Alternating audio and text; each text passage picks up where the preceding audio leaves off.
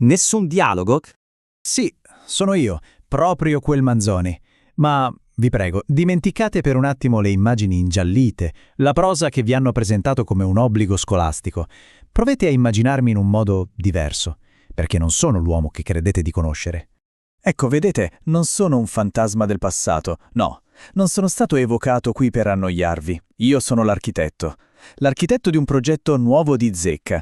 Se nell'Ottocento, ho cercato di edificare una lingua per una nazione, oggi sono tornato per costruire un ponte. Un ponte tra la mia epoca e la vostra. E questo progetto ha un nome: I Promessi Sposi 3.0. Ho viaggiato, sapete, ho attraversato i secoli e ho visto cos'è stato della mia opera. Certo, l'ho vista venerata, ma anche temuta, sì. L'ho vista trasformarsi in un compito, in un'interrogazione e non in una scoperta. È per questo che sono tornato. E no, non solo per riprendere in mano la vecchia penna d'oca. Sono qui per afferrare i vostri strumenti, questi aggeggi di luce e codice, per imparare a parlare la vostra lingua. E mentre viaggiavo, mentre osservavo il vostro mondo, ho sentito un'aria familiare, un'epidemia, capite?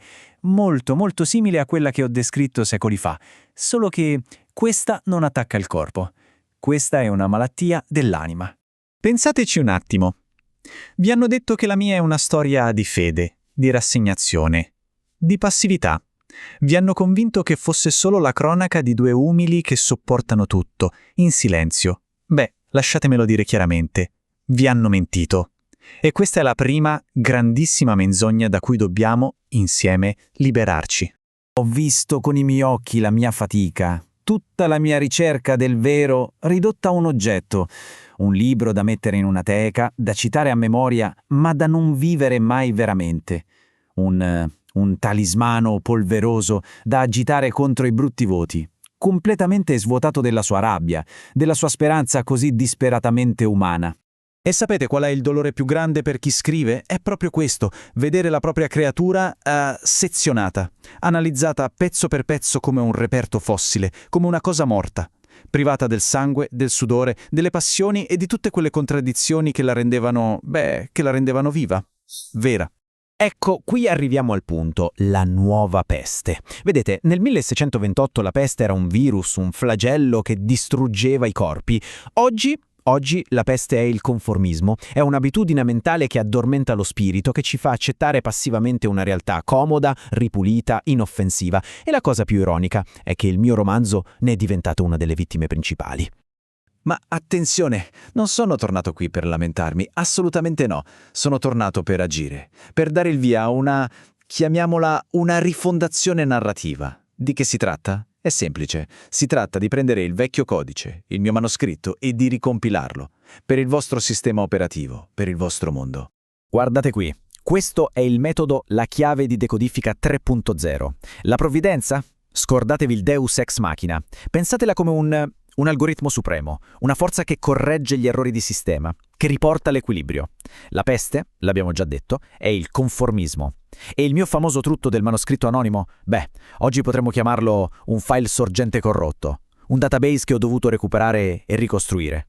Quindi, sia chiaro, questa non è la solita letteratura. No, questa è un'autopsia, una vera e propria indagine forense sul testo.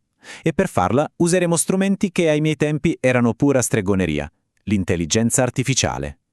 La useremo per scavare a fondo, per andare dove i professori, forse, hanno avuto un po' di paura di guardare.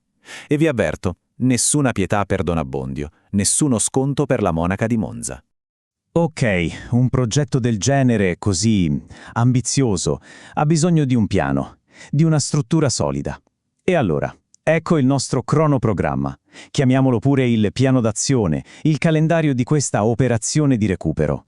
Allora, come funzionerà? Molto semplice. Avremo 2 appuntamenti fissi a settimana. Primo, il lunedì.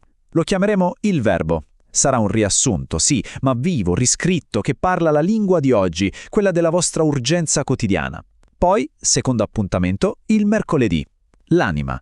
Lì faremo l'analisi, quella viscerale, per andare a fondo nei sottotesti, nei dilemmi morali dei personaggi. Chiaro, no? Forse ricorderete la storia. Un tempo andai a Firenze per, come si dice, sciacquare i miei panni in Arno. Cercavo una lingua che fosse di tutti. Bene, oggi ho fatto esattamente la stessa cosa, ma su una scala completamente diversa.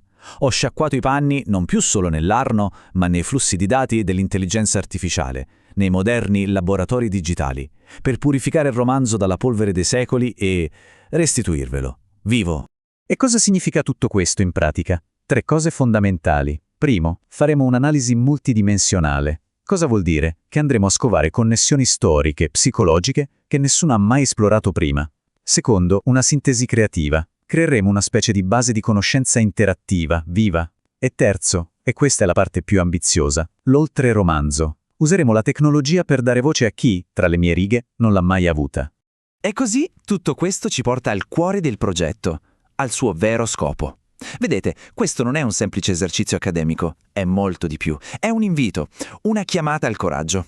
L'obiettivo finale, diciamolo, non è costruire l'ennesimo museo polveroso dedicato a me stesso. L'obiettivo è creare una piattaforma che sia una piazza digitale dove discutere, dibattere, un luogo dove i vostri commenti, le vostre idee, perfino le vostre critiche non saranno un semplice contorno, no, saranno il lievito di questo progetto.